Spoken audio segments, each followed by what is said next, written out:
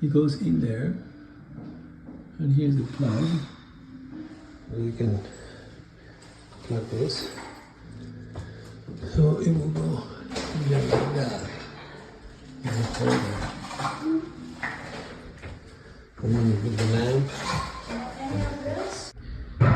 Boy, I installed it, but then it didn't work. It was actually not sucking air, but expelling air. So I had put it upside down. So this is the way it should go. It's more complicated because now you have to work with the pliers inside here to try to adjust there, right? To turn that thing and be able to hold it tight within the rod. This is the way it works. So now the wheel is should be sucking in. This thing going here, right?